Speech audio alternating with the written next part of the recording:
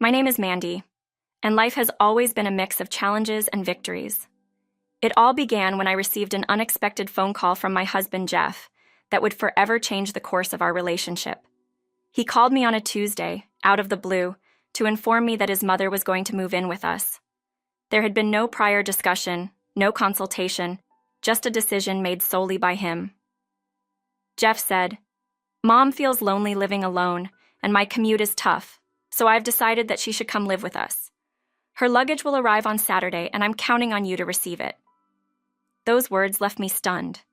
Jeff's decision was one-sided, and I felt like a bystander in my own marriage.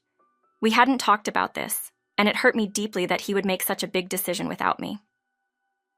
The spare room in our apartment was practically a storage room. How did he expect me to clean and prepare it for his mother in just a few days? Especially when I was working full-time without a day off until Saturday? I tried to reason with Jeff, to explain the difficulty of what he was asking. But he brushed off my objections like they were nothing, saying, "Don't worry, it's fine even in that state. Mom will be here on Sunday, so please take care of everything." His dismissive tone hurt me, and I felt an emptiness growing inside me, a sense that my feelings and thoughts didn't matter. As I ended the call, I felt my heart grow cold.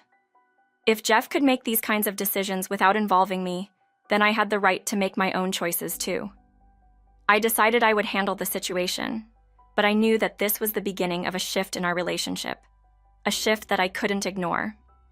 Jeff and I had met years ago in the most unexpected way. It was a quiet afternoon, and I was sitting on a park bench sipping my café au lait when a man in a delivery uniform approached me. "Excuse me, are you Mandy?" he asked, his voice hesitant and unsure. I looked up, trying to place his face. He seemed familiar, but I couldn't quite recall where I knew him from. "Yes, that's me," I replied, unsure of who he was. He smiled, and it all came back to me. It was Jeff, my classmate from middle school, the one who had transferred schools and disappeared from my life without a trace. We chatted for a while, reminiscing about old times, and before I knew it, we had exchanged contact information. One thing led to another, and soon we were dating. Jeff was charming and fun, and our relationship blossomed quickly. Meeting his family for the first time was nerve-wracking. I remember the unease that settled in my stomach as I approached his parents' house, a box of treats from a nearby confectionery in hand. His father was kind, but his mother was a different story. She frowned at the box I had brought. "We don't usually eat these," she said coldly, her eyes scrutinizing me. I felt embarrassed and angry at Jeff for not preparing me better, for not telling me more about his family's preferences. But I let it slide, hoping that things would improve over time, hoping that if I was patient and kind, she would come around. During that same visit, Jeff's mother questioned my background. When she found out that I had been raised by a single mother after my father's death, her expression hardened.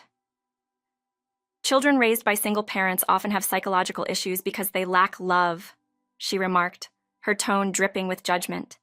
It stung deeply, and I looked to Jeff for support, but he just stared out the window, pretending not to hear. His silence hurt almost as much as her words. I defended myself, telling her that my mother had given me all the love I needed, and I had never felt inferior because of my upbringing. Jeff's father stepped in to diffuse the tension, his kind words a small comfort. But the damage had already been done. Jeff's silence that day spoke volumes, and a seed of doubt had been planted in my mind, a seed that would grow over the years, nourished by each instance of his indifference. Despite the challenges, we decided to get married. It wasn't the grand fairy tale wedding I had once dreamed of. Instead, it was a small family meal, intimate and simple. My mother and Jeff's father got along well, and they were both supportive of us. However, Jeff's mother couldn't help but make more disparaging comments about my background during the meal, implying that people like me were obsessed with money due to financial hardships growing up. My mother pretended not to hear, but I knew her well enough to see the sadness in her eyes. She had worked tirelessly to provide for me, and hearing someone belittle her efforts was painful. I wanted to stand up for her, but I also knew it was my wedding day, and I didn't want to create a scene. So I swallowed my pride and stayed silent, a decision that would haunt me later. After we got married, Jeff moved into my apartment. At first, our life together seemed promising. We settled into a routine, and for a while, I was genuinely happy. Jeff worked as a delivery man, and when my work hours got longer, he even took on some of the household chores. I worked in sales at an IT company, a demanding job that required both technical knowledge and people skills. I was consistently one of the top performers, and while the job was stressful, I found satisfaction in my achievements. Jeff seemed supportive, and I thought we were building a solid partnership. I believed that we were equals, that we were in this together. But as time passed, that illusion began to crack. Jeff started spending more and more time at his parents' house, particularly after his father passed away unexpectedly. His mother was alone, and Jeff felt it was his duty to be there for her. I understood his concern, and I tried to be supportive. But soon, he was staying there more often than he was at home. On the rare occasions he did come home, he began to criticize me for not having dinner ready, for not keeping the apartment as tidy as his mother did.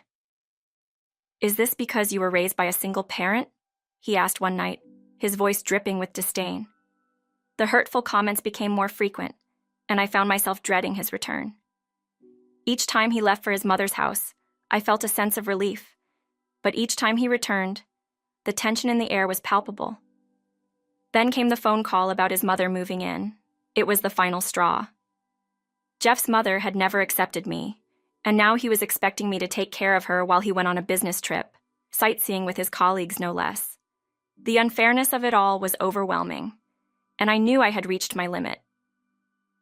When Saturday came, the doorbell rang, and 2 delivery men stood there with Jeff's mother's luggage. "Is this the right place for the delivery?" one of them asked, glancing at the stack of boxes. I could feel my heart sinking as I looked at the pile of luggage. "How many are there?"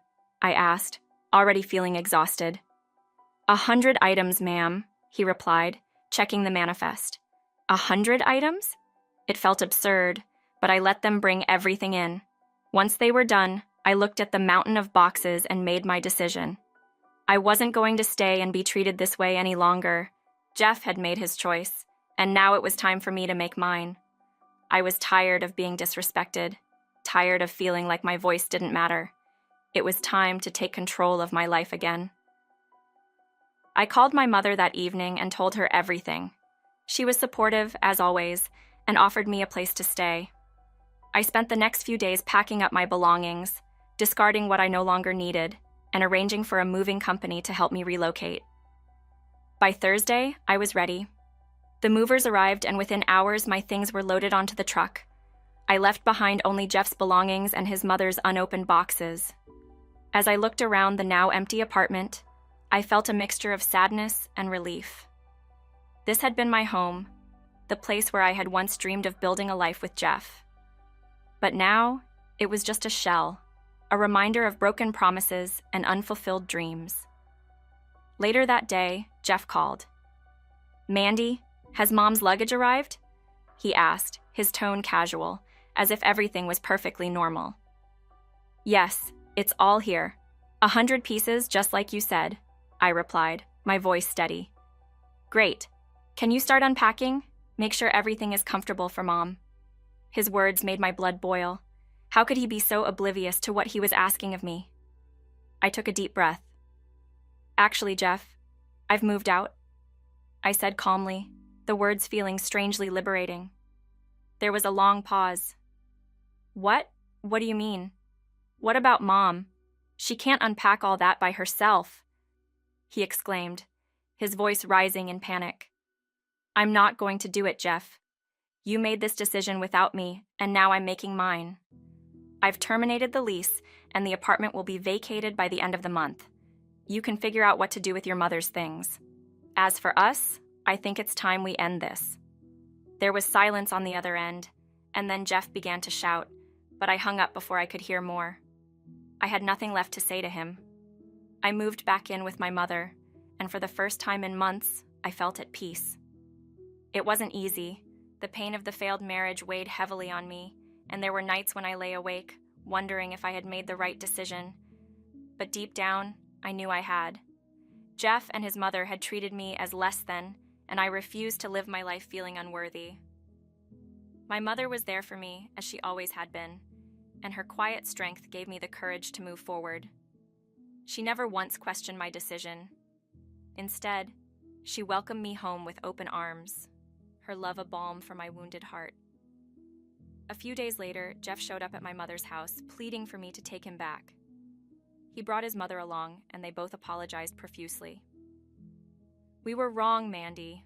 Please reconsider," Jeff begged, his eyes filled with desperation.